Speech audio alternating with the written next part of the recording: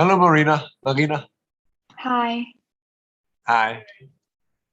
So you can hear us, right? Yeah.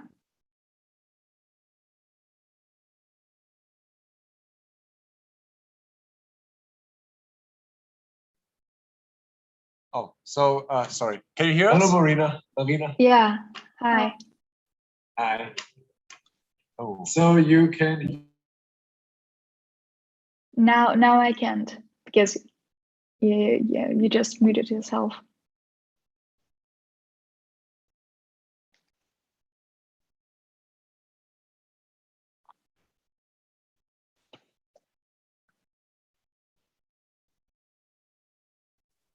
All right, we just had some technical issues since we are also on a live stream, but now you can hear us, right? Yeah.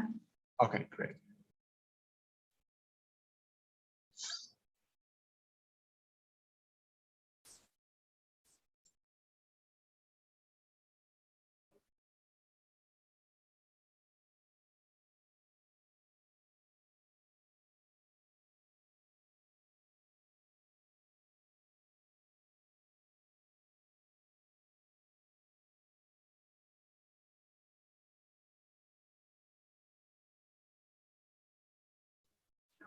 All right, for everyone who's already present, we're going to start in a few minutes.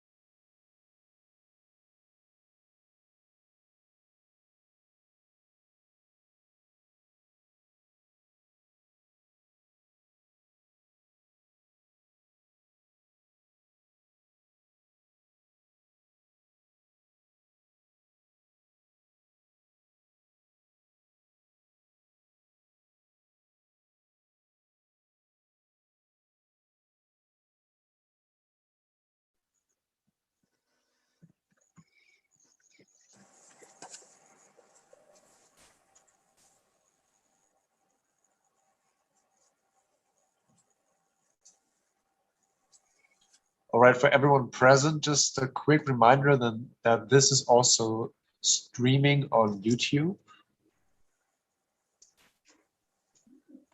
Just so everyone knows.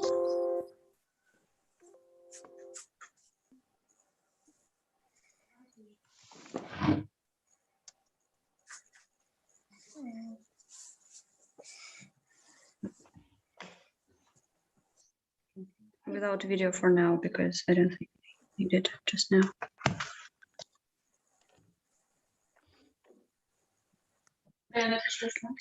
All right. Okay, now maybe with the video.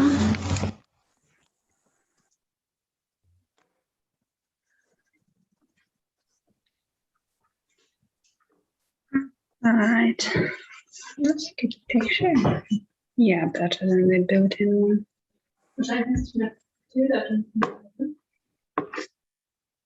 Yeah.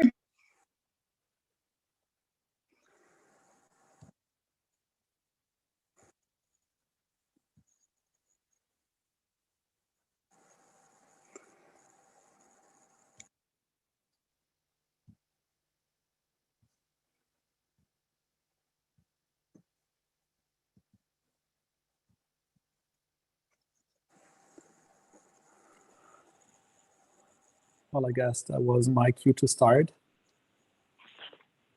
Or I don't know, Wolfgang, should I start? Yeah, sorry, I just pinned you for everyone so that it's easier in the live stream, so that on YouTube you will be seen and not anybody else.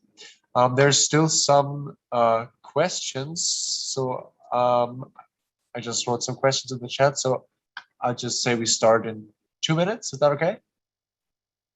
All right, great, thank you.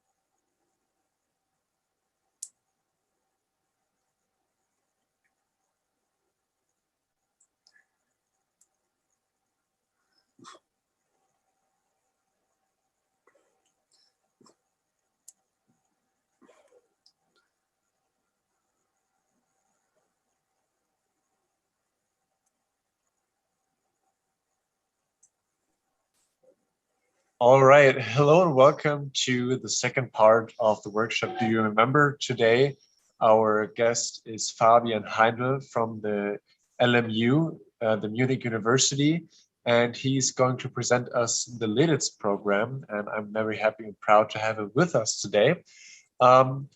Same way as yesterday, I'm just going to do a quick screenshot. We need to do this for our financing. And for this, I'll just ask everyone, please, to write down their full name, to rename him or herself, themselves in their full name. And you may also add the pronoun with which you like to be named. I'm just going to make the quick screenshot right now.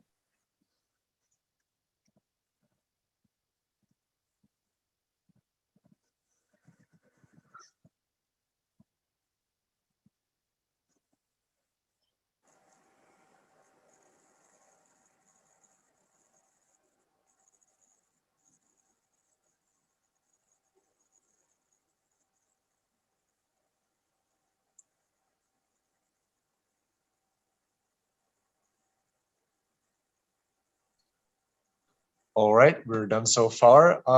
And I just say we are ready to go. And Mr. Heindl, you're free to start and introduce yourself.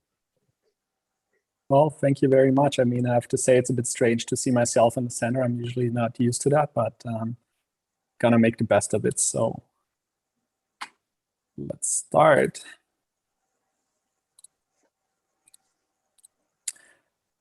First of all, I mean, I of course want to thank the Youth Committee of Dachau for inviting me tonight. Some of you might have seen my professor, Professor Markus Fleur on the website, who unfortunately is on vacation right now. I mean, for him, lucky him that he's on vacation, but so I have the honors to do this presentation instead of him. And as you probably already read, today I will present a very special project to you that I'm involved with. I'm leading this project in some way. And I hope, because I already saw that you sort of got an etiquette before that says, please be patient with yourself and with us. And I want to emphasize that. So it takes a little bit longer tonight, maybe, or if some things are unclear, have some patience with me, and I will try my best to really guide you through this evening and give you some interesting insight about our project. First of all, before I start with any actual content, I would like to invite those of you, that's very important, first of all, that have some basic command of German. I mean, you don't have to be fluent, but that know at least some German, to quickly take 2 minutes and follow the steps I listed here above. I will show it to you basically how to do it on my computer, but I would really like you to maybe use your smartphone or your tablet if you have that option. And again, if you have some basic command of German, but don't be afraid, there will be enough content for you, subtitled in English, and of course this presentation will be in English. So just, you will have the option later to interact with a digital testimony, and if you know some German, just follow these steps and I will quickly show you how to do it on your computer. But again, use your smartphone because otherwise it could be a little bit confusing for you later.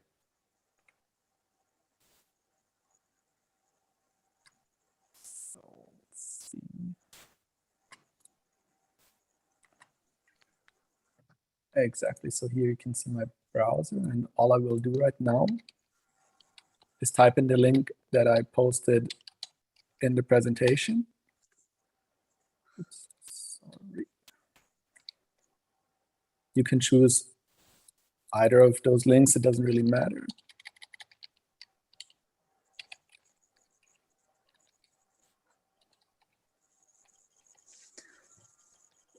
And of course, everyone on YouTube is also invited to follow this procedure.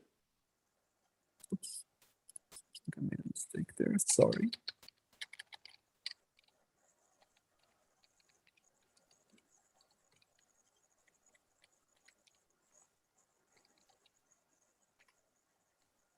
Oh, there we go. The next step is to just enter the username and the password, as you can see in step 1 and 2. And then basically the next step is pretty simple. You just type in the name of your choice here. So I will just write test123 and then just enter the password as shown in step 4. Just don't change anything about the ID.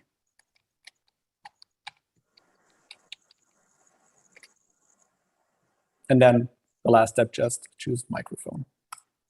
Very important, don't do anything yet. I will show you later how to do this. It's just really important so that we don't lose any time or get too much out of the content, that you just quickly do this and just leave the window open, and I'll tell you later when it's your turn to basically use the software.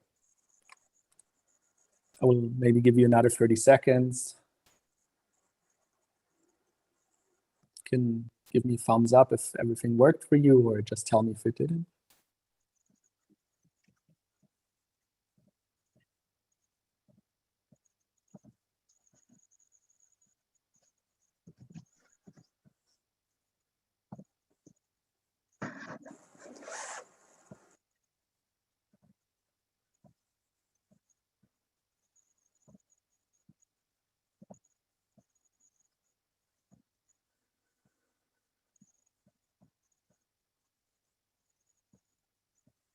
All right. Everyone's got it, or do you need some more time? All right, looking good. I mean, you still have some time, and I promise you at this point, this will be the most complicated thing you have to do tonight. Otherwise, you can just listen, sit back, relax, enjoy. I mean, I hope you'll enjoy it. And of course, if you have any questions, just let me know, and I'll just continue with the presentation. And later on, sorry, somebody asked me what is the password username. So, I mean, you should still be able to see it in the presentation right now, actually.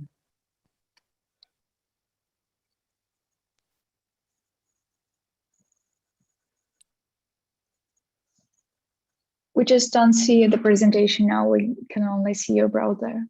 Exactly. If there's another problem later on, you'll still have the possibility to log in, so don't worry about it. And it's also not like necessary to really follow it later. It's just, it will give you the opinion, like the option to interact with the testimony.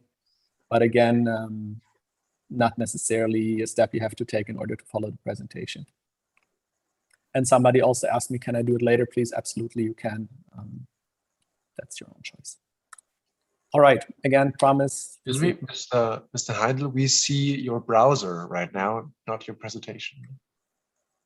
That's true. Thank you for the help. All right. I can jump back to this later, so don't worry if you miss it right now, you'll still have the option to enter the website later. Again, so thank you for helping me out on this. Promise you won't get like really a lot harder than this. The only thing you have to do now is just listen and ask questions if you want to.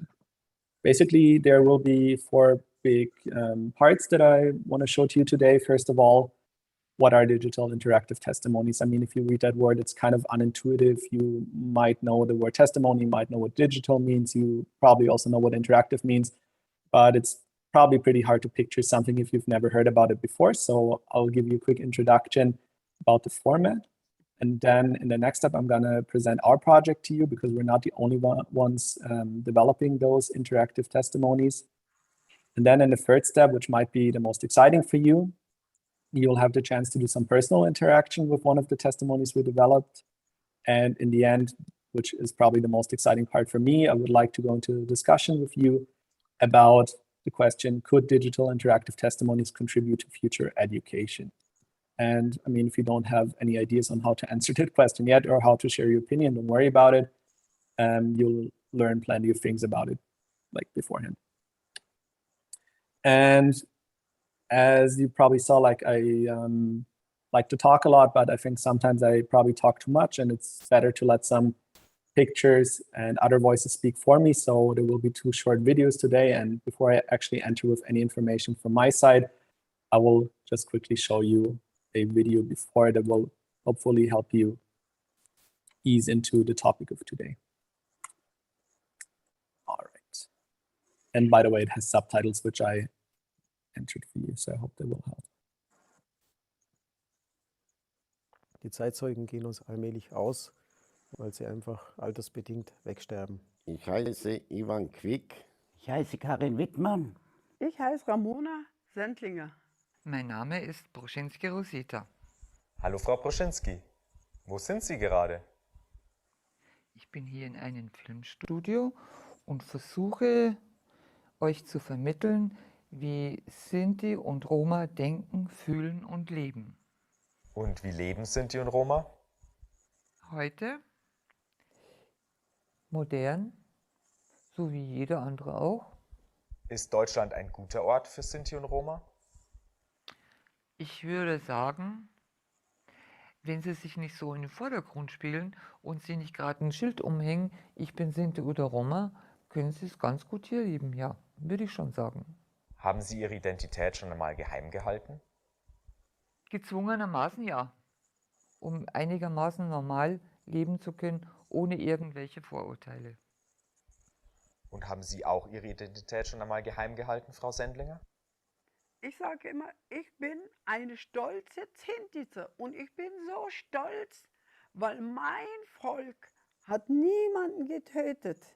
Wir haben niemandem was Böse getan. Ich sage, wenn jemand geklaut hat nach Auschwitz, was hat denn der deutsche Staat uns geklaut? Der hat uns alles geklaut und hat unsere Leute getötet. Wie haben Sie die Diskriminierung das erste Mal erlebt? Da war ich vielleicht 4, 5 Jahre. Da haben wir auf einer Bank gesessen und da ist ein älteres Ehepaar an uns vorbeigelaufen. Die haben uns angesehen, dass wir Sinti sind und dann haben sie gesagt, schaut euch mal das an. Euch hat doch der Hitler vergessen zu vergasen. Konnten Sie den Deutschen verzeihen, was Sie Ihren Vorfahren angetan haben? Ja, das ist schwer, ne? Aber man muss heutzutage verzeihen. Man kann nicht vergessen, aber verzeihen. Spüren Sie heute eine Veränderung im Umgang mit Sinti und Roma? Veränderung kann ich schon spüren, weil die leben ja jetzt ganz anders. Ihre Kinder gehen in die Schule und das finde ich ja viel gut. Die werden ja nicht, jetzt mal, sagen wir mal so, dass die Lehrer auf ihnen schimpfen. Oder was, du Zigeuner, du, was machst du so? Die werden ja akzeptiert jetzt langsam. Das ist ein positiver Ausblick. Vielen Dank. Ich habe sie leider nicht verstanden. Kann hier jemand was auf Bayerisch sagen? Ja, was möchtest du denn wissen?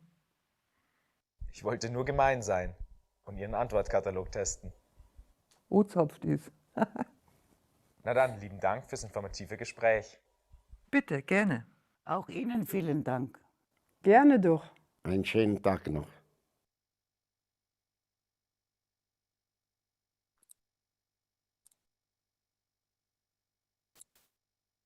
All right.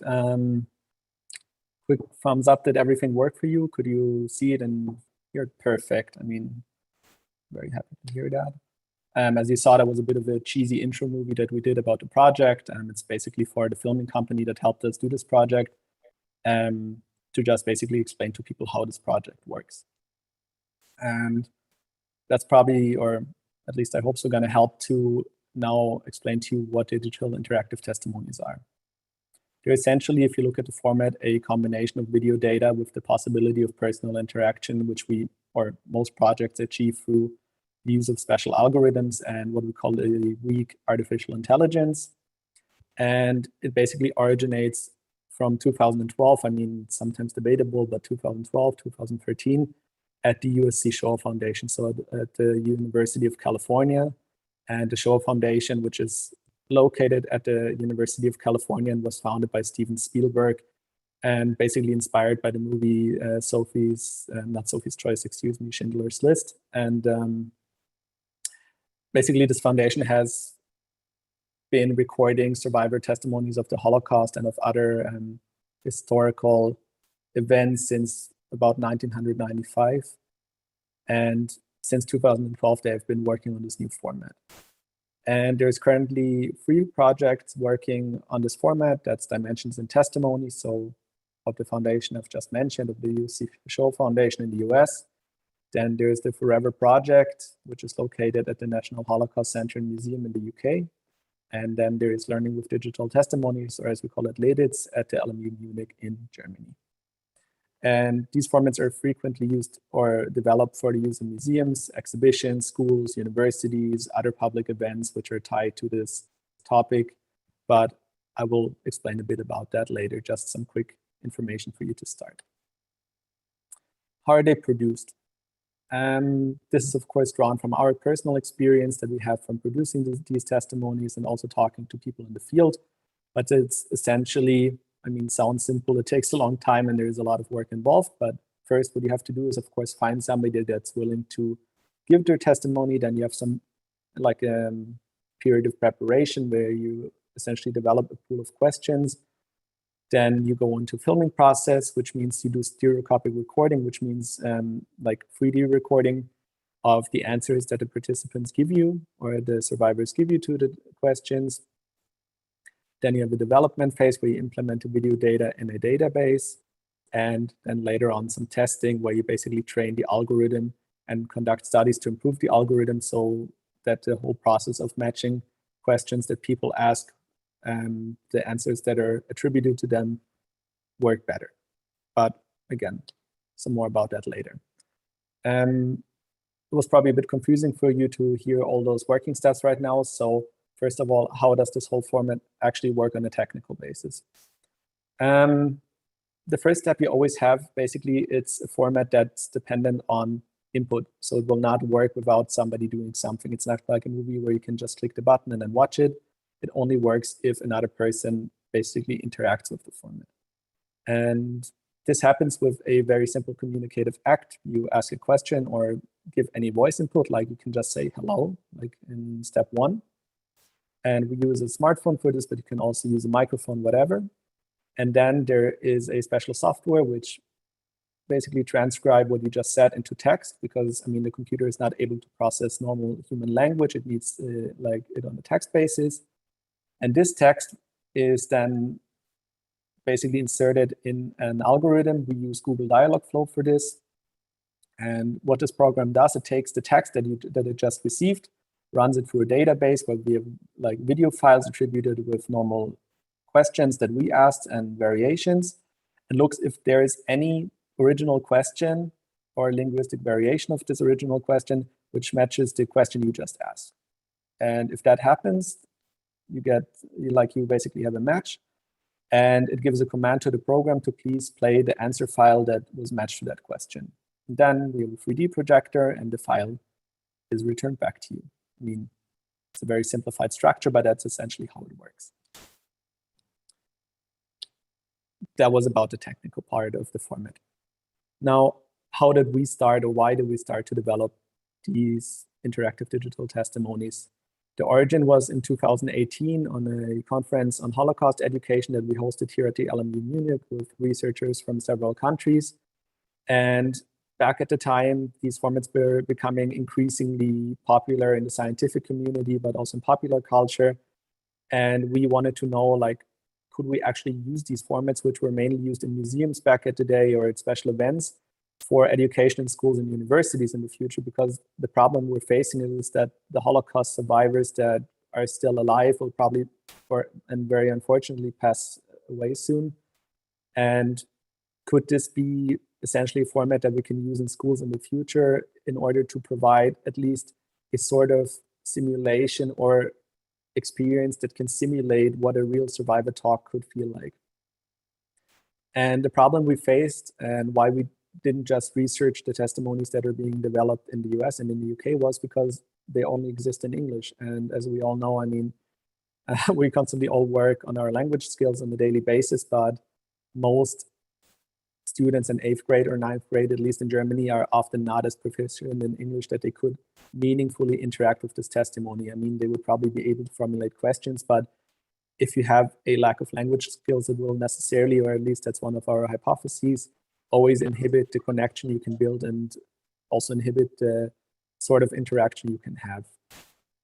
So the solution we came up with is, let's try to make our own testimonies, which basically gives us a very interesting approach, also scientifically, because now we're both in the role of producers who produce these testimonies, and then we are also researchers. So essentially we can go from this producer perspective and have an own unique approach and also researching this format.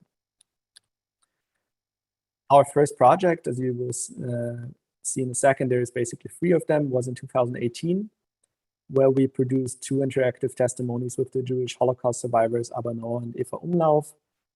You will see a picture of both of them in a second. And We did this in cooperation with the Forever Project, which I just mentioned before, from the UK at the National Holocaust Museum.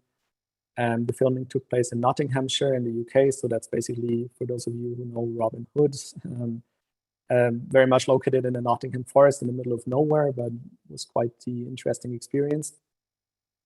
And from 2019 until today, we've been running ongoing tests, studies, technical improvements of the testimonies, and so on. And for those of you who already took part last year, where we presented the testimony of Abba Naor, we have a current success rate of about 70%. So if you ask a question, you will have about a 70% success rate that you will get a suitable answer, the correct answer returned to you. And our goal, of course, through a lot of training, research, is to up this mark of matching rate to 90%. And the current versions we have is a 3D theater at the LediZ, so the Leibniz Rechenzentrum, which is the computing center providing all the IT services for a lot of public institutions, universities in Bavaria. So we have a theater there where you can see these testimonies. We have a mobile screen, which enables us basically to go to schools and show it with a 3D projector. And we have an online website, which we currently didn't release to the public for several reasons, but it's accessible. If somebody asks us, could we please access these testimonies, then we'll basically provide the link and everything you need for that, if you're an educator or somebody working in the field. And our goal for 2021 and 22 for this project is to generate and evaluate the existing data we have from the interactions. So every single time people interact with these testimonies, we look at the data afterwards and try to improve the algorithm and all these things, and also try to further implement the use in schools and museums. Here is a short picture of the 2 Holocaust survivors that we filmed this project with, Abba Naor and Eva Umlauf. I would like to tell you, of course, a lot about their life, but unfortunately, I'm trying to stay within the frame that I have of 1.5 hours. So if you have any questions, maybe you can ask about that later. Then now this will be the most interesting project for you today, because we have a premiere. You'll be the first ones to ever interact with these testimonies that we filmed today. I mean, apart from our development team. So it's also going to be a sort of prototype or test run for me or for us. But some facts about the project. It was from 2019 until 2020, pretty much around New Year. We produced the world's first digital interactive testimony, which actually features several witnesses within one platform. That was basically really a huge challenge for the whole programming, but also for us having to basically not only research the biography of one person, but of 10 at the same time. And the people that we interviewed were 10 second-generation members of the German-speaking community of Sinti and Roma. And second generation because they're not, apart from one person, direct survivors of the Holocaust or of the poromos, as you say, in the community, but mostly born to parents or grandparents that survived this event. And we decided to basically interview those because that's a bit historical. Apart from the issue of actually finding survivors that are still able and willing to give their testimony to us that directly experienced the Second World War, the issue is that Sinti and Roma basically represent a very marginalized group in Germany up until today in Germany and Europe. And basically the persecution, although in definitely a different manner, it didn't really end after the Second World War. You had a lot of ongoing structural discrimination and ongoing discrimination and racism towards this group, which is why we decided to basically film with the second generation, because they are able to provide a view about the Holocaust, which they basically took over from their parents and grandparents, but also speak about the developments and the racism and discrimination they experienced during their lives. So we thought it's also a very interesting approach. And for this cooperation, we filmed with a German company very close to Munich called Stereoscopic Technologies, who also have a vast amount of experience with 3D movies in Hollywood, amongst the movies with Will Smith and so on. Not that that's relevant for the content, but basically means they were very, very experienced in filming 3D movies. And we filmed in Munich, Germany. And from 2019 until today, we are working on creating a lot of what's called linguistic variations. So if you still remember the functioning, which I explained to you before, what we do is basically take an original question. So if I ask somebody, what's your name? And they will probably answer, my name is blah, blah, blah. There are several ways I can ask the question, what's your name? I could also ask you, what are you called? How do people call you? And so on, which basically all have this the same meaning, but in a syntactic approach, or the syntax of the sentence is different.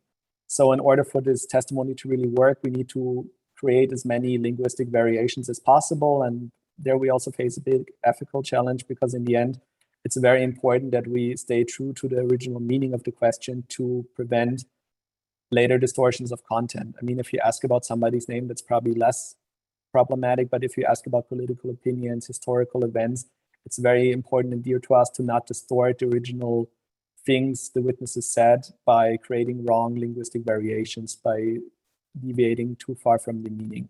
So that's one big part of our work, and also a very challenging one. We're also working on a lot of technical and UX improvements, so improving the user experience, and which will be happening today, are also doing beta testing with selected participant groups. And the current version we have for this is the online platform, which you will be seeing very soon. And our goal for 2021 and 2022 will be to generate data through trial sessions, to develop educational concepts, and because it's very important to us to put this in a proper educational setting and not just basically let people interact and probably be very confused about what's happening. So we want to try different educational approaches and concepts, and also evaluate the interaction in schools and universities.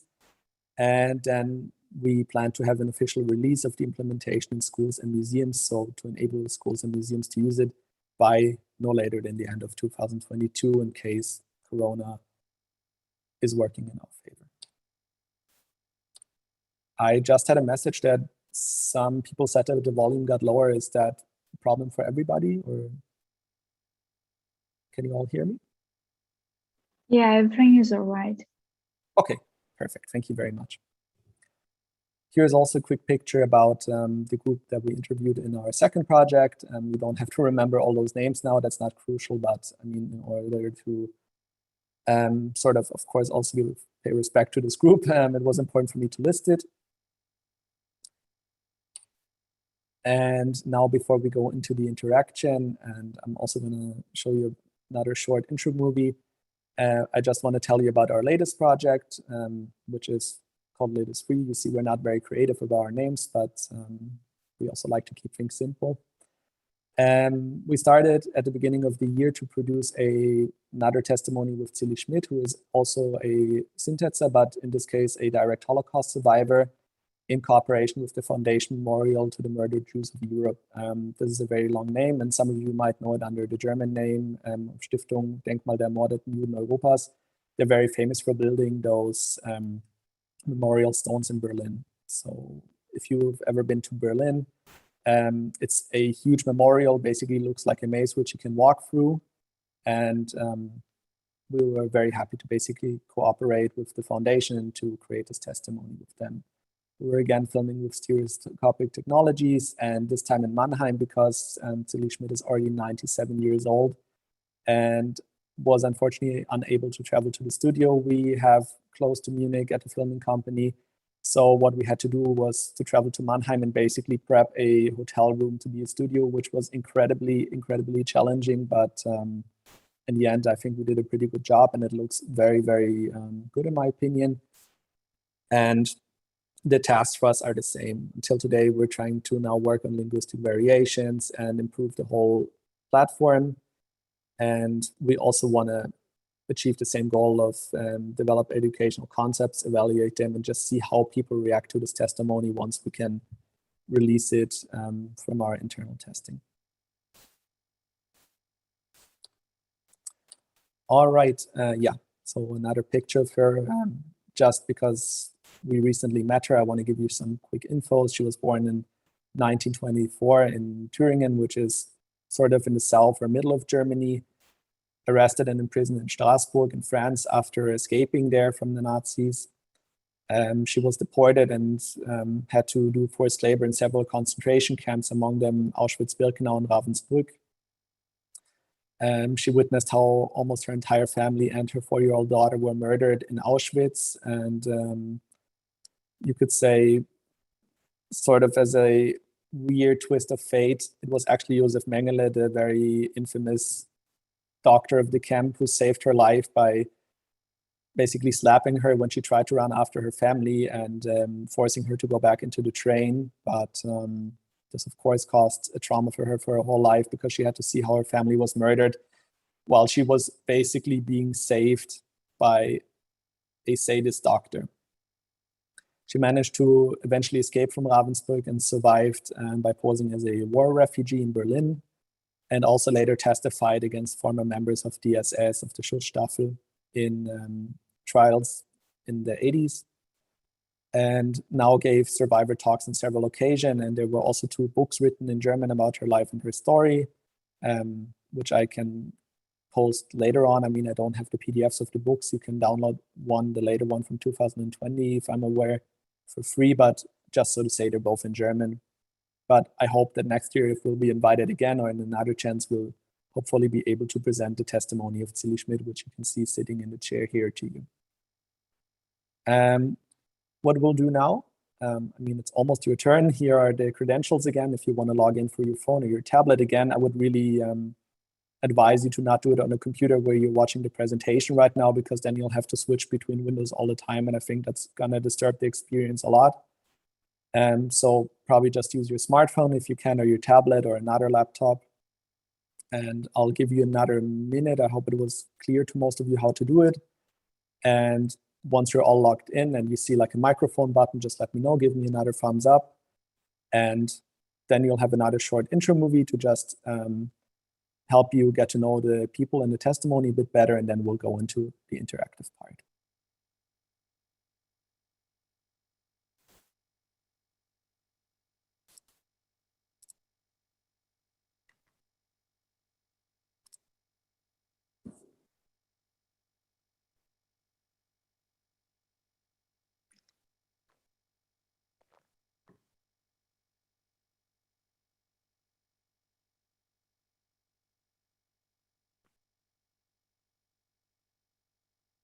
All right. Now, again, the interaction later on will be in German. I'm sorry for that. We're just not as far yet that we can provide English subtitles, because we recorded about 40 hours of video material, which takes months to subtitle. But at least I'll have a short intro movie for you, which I subtitled in English, so you can sort of get to know the people. And later on, I'll do my best to maybe translate some of the answers to you from German to English, so you'll get an impression on how it works and if it worked, which I hope it will. So let's start.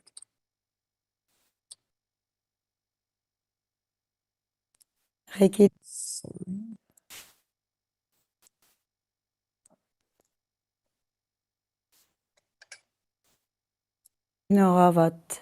Anton Mario. Ich heiße Ivan Quick. Ich heiße Ramona Sendlinger. Ich heiße Alexander Diepold. Mein Name ist Broschinski Rosita.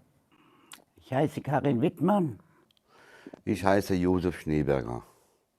Ich heiße Hermann Krause. Ja, mein Name ist Bobby Falter. Ich bin geboren in Salzburg in Österreich 1941. Das war so mitten im Krieg.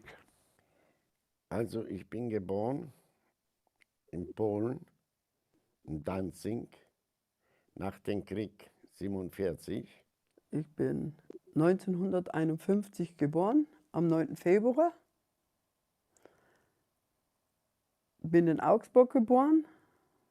Also ich bin 1954 in München geboren, bin das älteste Kind von 6 Geschwistern. Ich bin geboren am 5.11.1968. Mein Name ist Hermann Krause. Ich komme aus einer Familie der Sinti. Mein Vater und Mutter sind ebenfalls Sinti. Meine Großeltern von allen Seiten sind auch Sinti. Also wir sind in diesem Sinne, wenn man so gerne möchte, reinrassig. Ursprünglich sind wir aus Königsberg. Dort sind meine Eltern, meine Großeltern geboren. Also ich bin geboren in Augsburg am 20.02.62. Allerdings war die Geburt schon eine besondere, weil ich als Zangengeburt auf der Straße auf die Welt gekommen bin. Meine Mutter hatte damals nicht mehr vor, weiterzuleben und hat sich da eine Überdosis Tabletten gegeben und ist aber dann doch gefunden worden und wir sind beide gerettet worden. Ich allerdings eben per Zangengeburt und das war dann der Grund, sofort weggenommen zu werden. Ich war als Kind ab bis groß, wie auch immer, waren wir immer jedes Jahr auf Reisen mit Wohnwagen. Und bei Lagerfeuerabends immer kam die ganze Familie zusammen. Wir waren immer 10, 20 Wohnwagen. Und dann haben die Alten immer erzählt von früher, was sie damals mitgemacht haben, wie es in der Nazizeit war und wie viele Familien sie verloren haben, Geschwistern, Brüdern, Cousinen, Verwandten und so weiter. Ich habe meinen Urgroßvater in Auschwitz verloren. Wir haben auch nichts Schönes gehabt. Wir waren auch meistens auf so Plätze, die Leute haben uns vertrieben. Die Polizei müssen von Plätze verlassen. Da sind wir manchmal noch Tag und Nacht und mit den Wohnwagen umeinander gefahren, bis wir dann wieder einen Stellplatz gefunden haben. Während die Eltern aufs Geschäft gegangen sind, ja. Wie mein Großvater zum Beispiel, der hat Teppiche, war Kaufmann, ja. Hat mit Teppiche gehandelt, ja, mit Kunstgegenstände und Sonstiges. Ja. Und so hat er unsere ganze Familie über Wasser gehalten. Genau. Mein Großvater ist zwar ziemlich früh gestorben, beziehungsweise wo ich noch circa 9 oder 10 Jahre alt war. Ja, und dann waren wir halt mehr oder weniger auf uns gestellt, aber dadurch, dass wir eben eine große Familie sind, nach wie vor alle zusammengehalten und so haben wir uns alle irgendwo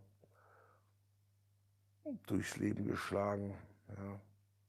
Leicht hat man es nie, wegen den Vorurteilen. Ja.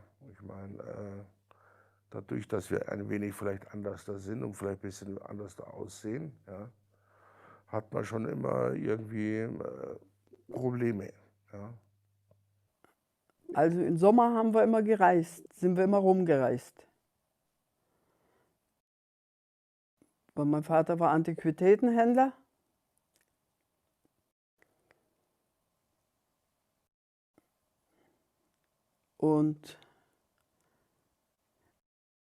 Aber ich konnte keine Schule besuchen.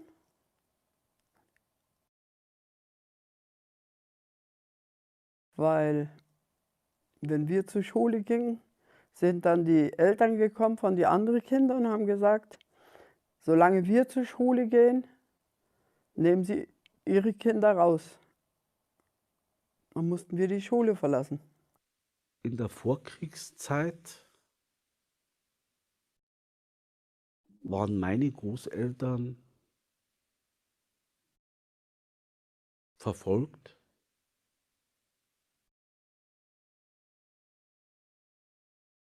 Und vogelfrei.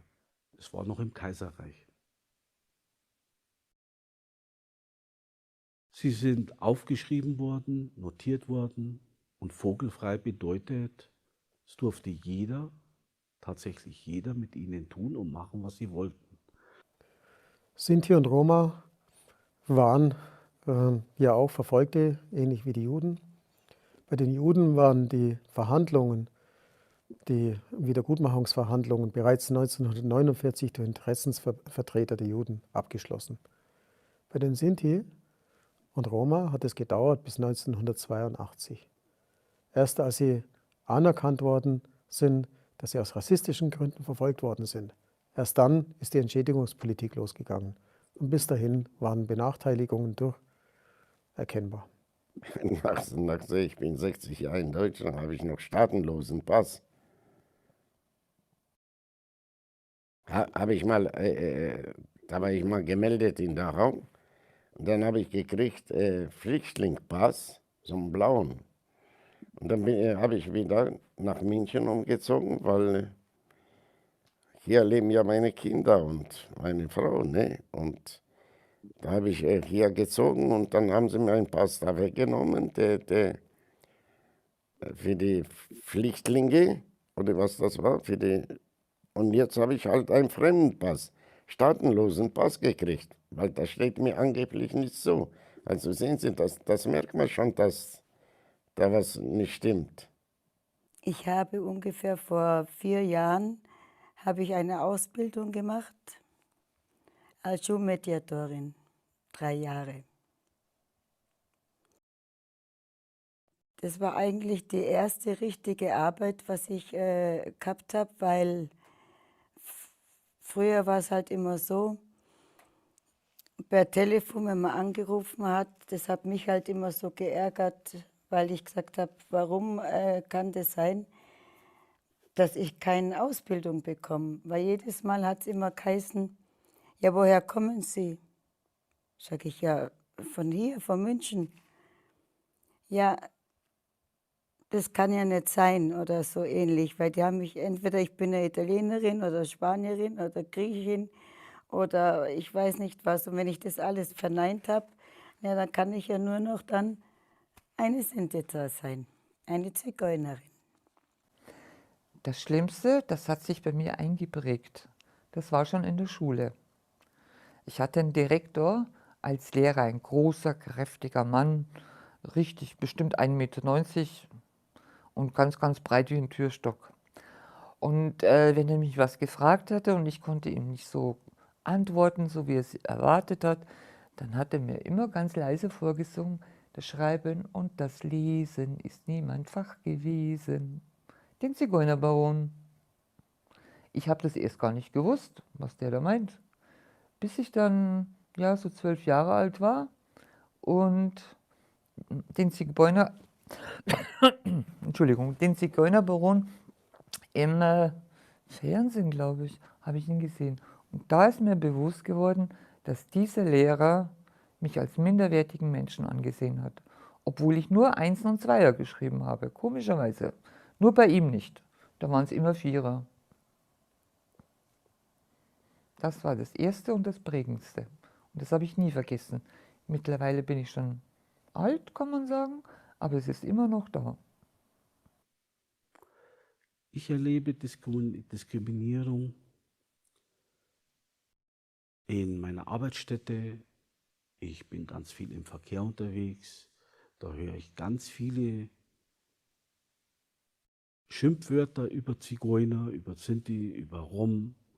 Dann, wenn in den Nachrichten irgendetwas zu lesen wäre, da wäre ein Verbrechen, ja, dann heißt es, ja, das waren bestimmt Zigeuner. Wobei dieses Wort, ich muss es wiederholen, Zigeuner falsch ist. Es ist definitiv falsch. Es steht keinem Menschen an der Stirn geschrieben, was er ist. Und aufgrund von dem kann man nur sagen, es ist nichtig. In Wien haben wir Fernsehaufnahmen gemacht. Und dann kommt dieser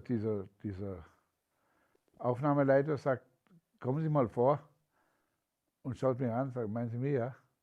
Sage, was gibt's?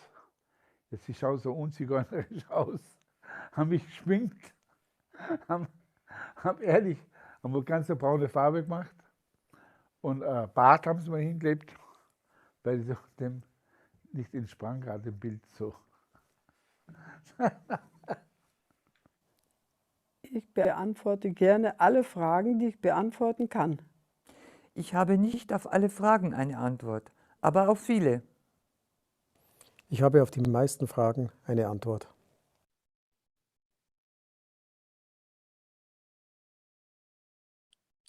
Regina.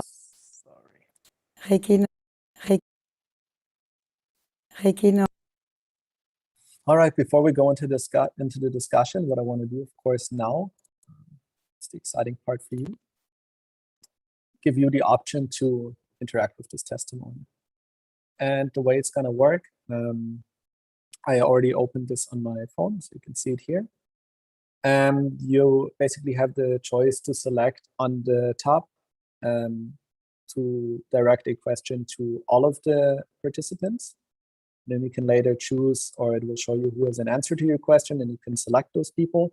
or you can go to Auswahl, which means selection, and just select one of the participants there and ask them directly. And in order to ask a question, all you have to do is hold the microphone button while you speak and then release it once you're done. So I'm going to show it to you. So I'm pressing it before I start and basically releasing it after I'm done with my question. Wie geht es Ihnen?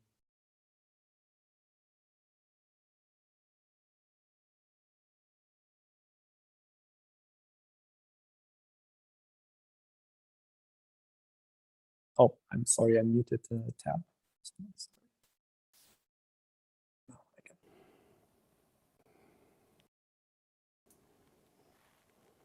Wie geht es Ihnen?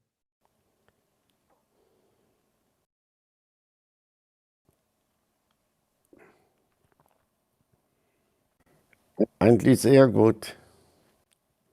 So I basically just asked him how he's doing, and luckily I got the right answer to it. And now it's basically your turn. Those of you who activated it on the phone, you can just ask your question and basically direct it to this gentleman directly, or ask everybody. And if you ask everybody, it will in the end show you a screen where you can choose what person you want to answer the question for you, and you just have to select that person and click on Antwort abspielen, so basically play the answer. So your turn, basically.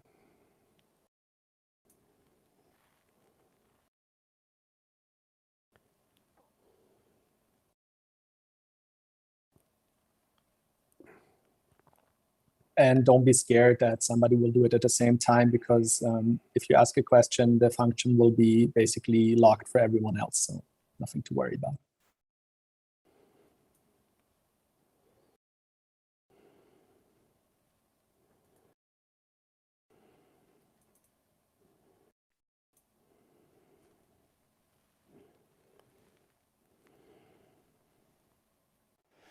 Das erste Mal habe ich Rassismus erlebt, da war ich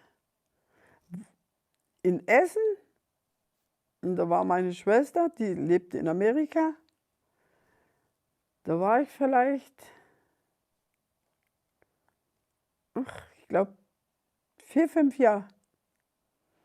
Und da haben wir auf einer Bank gesessen und da ist ein älteres Ehepaar an uns vorbeigelaufen und sehen uns an. Die haben uns angesehen, dass wir Tinti sind. Und dann haben sie gesagt, ach, schau dir mal an, die kleine Bankerten. Schaut euch mal das an. Die sitzen hier noch rum, hier in unseres Land. Euch hat doch der Hitler vergessen zu vergasen. Da war ich total erschrocken. Ich wusste ja erst gar nicht, was die da sagen. Aber das gibt's doch nicht. Und dann bin ich zu meiner Mutter und habe ich gefragt, Mama, was sagen denn die Leute, der Hitler hat uns vergessen zu vergasen? Hat meine Mutter ganz erschrocken. Wer hat das gesagt? Habe ich gesagt, draußen die alten Leute. Und dann ist meine Mutter mit uns hin, aber die warten dann schon weg. Und dann hat mein Vater gesagt, ja, wir müssen das die Kinder jetzt erzählen, dass sie aufpassen. Und dann hat von dem Tag habe ich dann alles erfahren. Alles. Von A bis Z. Und das, solange ich lebe. Und das war, oder wenn wir in die Schule gelaufen sind, wir durften ja nicht zur Schule, weil die haben ja ihre Kinder rausgenommen, wenn wir zur Schule wollten. Und in die Schule, wir sind trotzdem hingelaufen, weil wir wollten ja auch gerne gehen. Dann sind wir trotzdem immer hingelaufen. Und da sind wir immer beschimpft worden. Auch vom Direktor von der Schule. Der hat sogar die Kinder auf uns aufgehetzt, damit sie uns jagen. Und wenn wir mit unseren Wohnwegen unterwegs waren, dann sind die Bauern gekommen mit Mistgabeln und mit Wasserhatten auf so Leiterwegen, das weiß ich noch wie heute. Ich war ein kleines Kind, ich habe so viel Angst gehabt. Die sind gekommen und haben geschrien und haben Ich habe panische Angst gehabt. Meine Geschwister auch. Meine Schwester hat sich an mich festgeklammert. Meine Eltern, dass wir schnell weg haben. Die hätten uns überfallen, die hätten uns abgehauen. Mein Vater hat gesagt, die wollten uns abschlachten. Wir haben uns meistens so hingestellt, oder mein Vater ist zu die Bauern rein und hat gefragt, und da haben sie halt gutes Geld bezahlt, damit wir da stehen dürfen. Manche haben uns stehen lassen. Und dann haben wir Ruhe gehabt. Aber durchs Dorf haben sie es, wenn wir in die Schule wollten, da haben die Lehrer mit die Kinder, haben sie die Kinder aufgehetzt. Die Kinder hätten es nochmal gar nicht getan. Da haben sie die Kinder aufgehetzt. Die sind mit die Kinder hinter uns her. Und wir sind gerannt um unser Leben. Weil wir wussten ja gar nicht, was passiert. War schon eine schwere Zeit. So thank you very much for the question. For those of you who don't speak English, basically the question asked was, when did you first experience discrimination or racism in your life? And in this case, Ramona Sendlinger was telling a story about her childhood of the scene you already saw before when an elderly couple walked past them and basically said to them, how could it be that we're still seeing Sinti here? Seems like Hitler forgot to gas you, and also about experiences she made in school when she was not allowed to go to school because other parents were threatening the school that they would take out their children from school. So I'm trying to basically translate the meaning as shortly as possible to you so you can also benefit from this interaction. But thank you very much for the question. I'd very much appreciate if more of you would like to ask a question. For those of you who speak English and are interested, I can also offer that you quickly tell me your question or write it to me in the chat, and I can also ask it for you in German and then sort of try to tell you the things that were being said.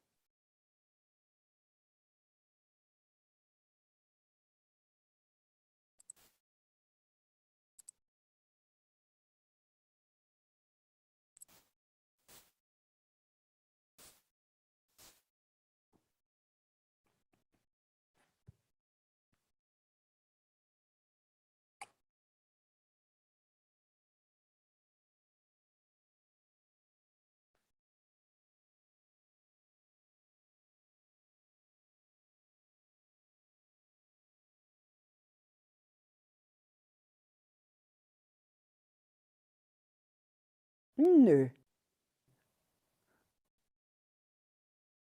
Nö, ehrlich nicht. Also, wie ich jetzt in Amerika war, das hätte ich mich gewünscht, das würde ich mich wünschen von den ganzen Menschheiten. Und wir sind in die Appalachen gefahren zu den Indianern, bei den Cherokees und bei den anderen. Und da war, Entschuldigung, und da waren wir in Hotel drin. Und da haben wir gesagt, von wo kommen Sie, haben sie gesagt. Ja, wir sind Deutsche. Und dann habe ich gesagt, I'm a Gypsy. Die sind die haben mich geliebt, die haben mich behandelt wie, ich kann es Ihnen nicht sagen. So arm wie sie waren, haben sie mir noch Zeug geschenkt. Wirklich, was sie selber gemacht haben. So liebe Menschen. Das ist, ja, die haben auch viel erlebt in ihrem Leben, die armen Indianer. Und das ist es, warum sie so, die haben sich so gefreut, wie endlich sehen sie mal eine Zigeunerin, haben sie gesagt.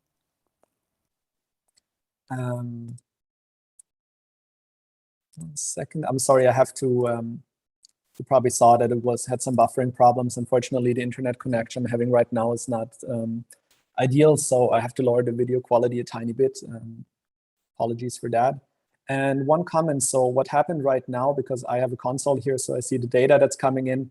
The original question asked by one of the viewers here was, what is basically your wish for modern society, or what's something you would basically wish for in modern society, or for the society to do for Sinti and Roma probably.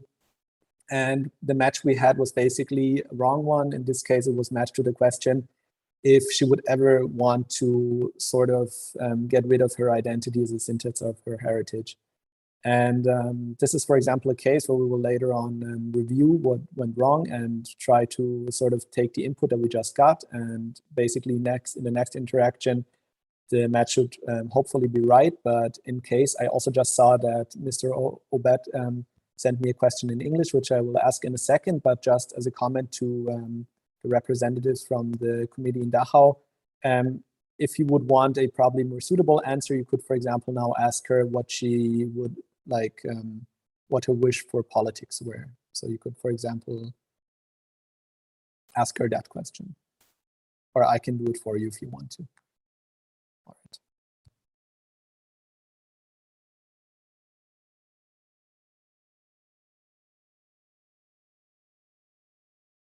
Was wünschen Sie sich von der Politik? Ja, sehr. Ich verfolge alles, weil ich Angst habe, dass das wiederkommt. Und deshalb wünsche ich mir, dass die jungen Leute aufwachen und mitzuschauen und dass das nie wiederkommt.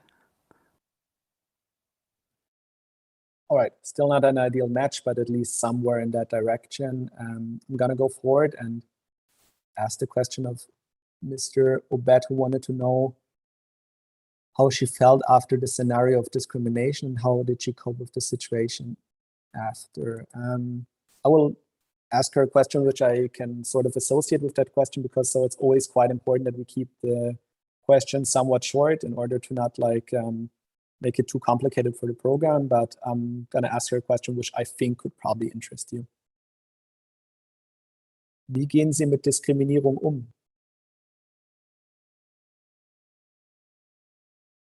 Ja, heutzutage gehe ich besser mit um, weil es tut mir zwar weh, aber ich tue mich nicht immer äußern. Ich denke mir jetzt, meine Teilung geht weg. All right, so what I asked her, I hope that was okay, is how she's coping with discrimination, racism. And she basically says that although it hurts her a lot nowadays, she's just trying to ignore it and basically sort of live with it, which is sad in a way, but I kind of hope, so basically her essential answer was that it used to be a lot harder for her and that she would really take it to heart, but that nowadays she's basically developed a coping strategy by just trying to ignore it.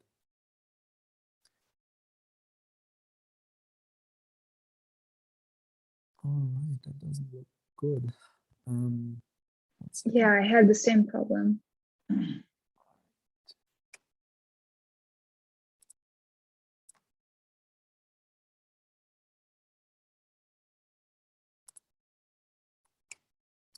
I am really sorry. It seems like, I mean, that's also part of testing that I just crashed the server, but it will probably reload in a few minutes. So I suggest, so we don't just sit there and stare at a blank screen, to just head into the discussion maybe. And I'll see if it works in the background. If you have any more questions later on, you can just ask them. And if not, I can also give you the login to try it yourself in the next 1 or 2 days.